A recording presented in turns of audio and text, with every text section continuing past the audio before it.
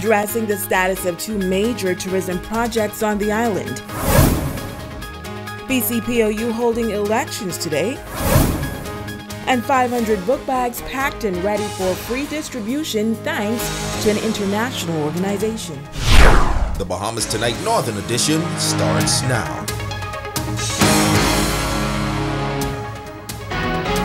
This is the Bahamas Tonight, the Northern Edition. Good evening, all. I'm Shashina Wolf-Farquharson. As always, it is so great to have you with us. Topping the news tonight, the nation's leader giving an indication that the sale of the Grand Lucayan Resort is far from complete. The hotel property that has been closed now for almost 2 years is considered to be the key survival to the island's tourism sector.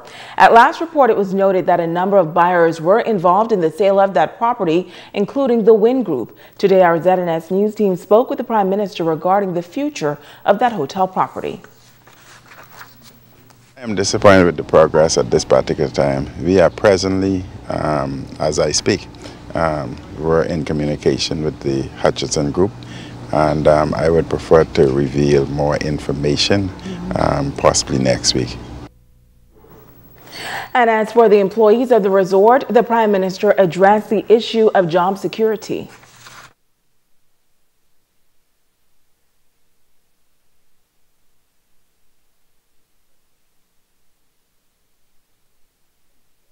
That this government will do everything to protect the employees, so employees can be reassured that their jobs are protected.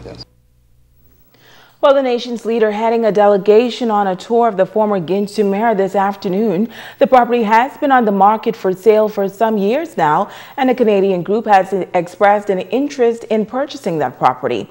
Many believe the sale of the former Ginsu Mayor could signal an economic turnaround in the West. Natalia Hall adds more in this report.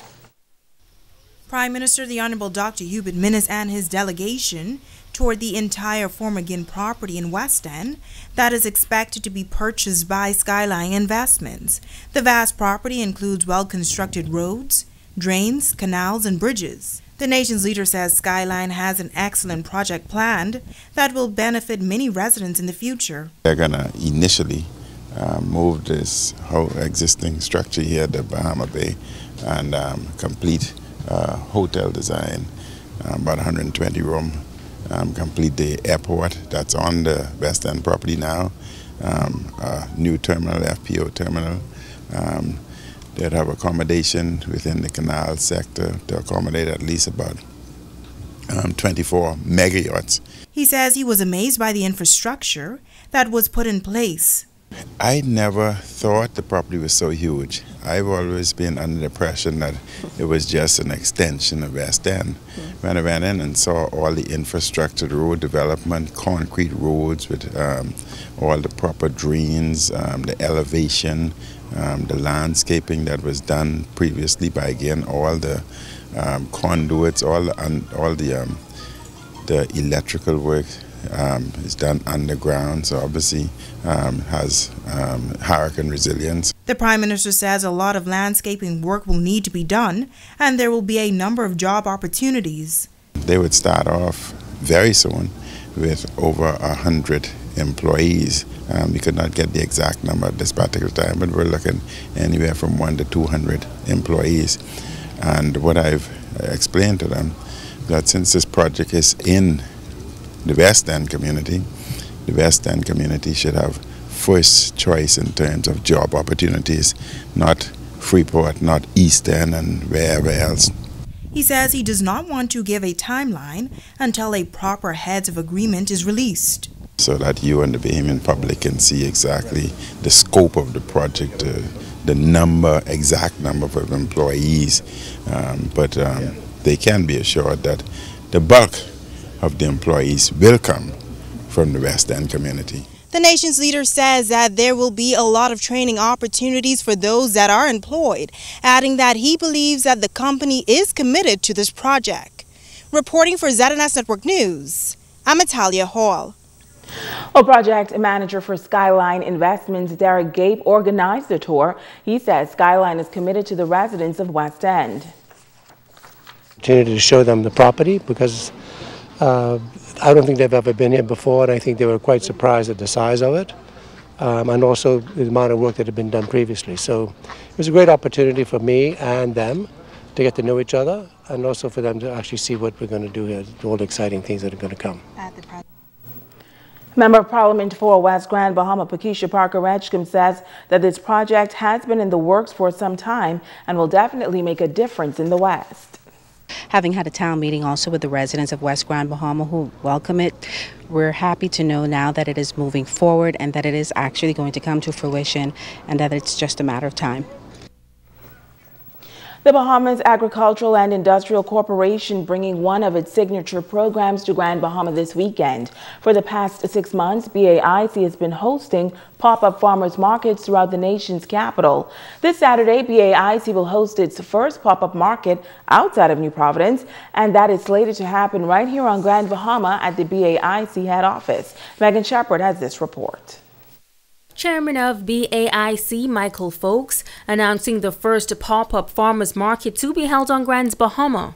Fresh fruits and vegetables include okra, mango, onions, avocado, sweet potatoes, tamarind, peppers, dilly, ganaps, pepper sauces, tamarind sauces, and much, much more. We are truly excited to bring the pop-up farmers market to Grand Bahama.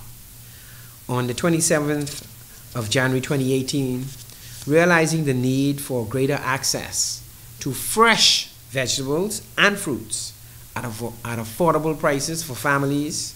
While a number of these produce comes from various islands including Eleuthera, New Providence, and Long Island, the chairman says that unfortunately, Grand Bahama will not be featured as prominently. Grand Bahama farmers have not been as prominent as we would like in the vegetables and fruit. They are very prominent, from what we understand, in livestock. And we are hoping that we'll see more of vegetables and fruits from Grand Bahama farmers. And as it's just mentioned just now, there may be someone we may be able to source some sugar cane from. That's wonderful. We spoke to somebody else today. They may be able to source us some peppers in the future. And so we're looking forward to that.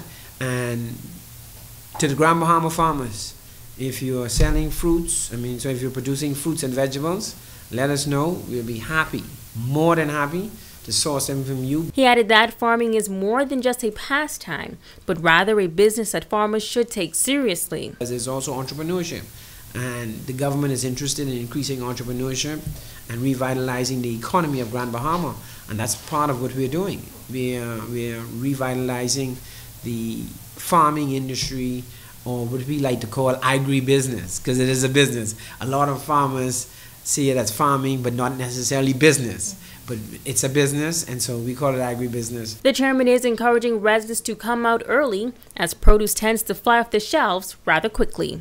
Megan Shepard, ZNS Network News. In other news, today was election day for members of the Bahamas Communications and Public Officers Union.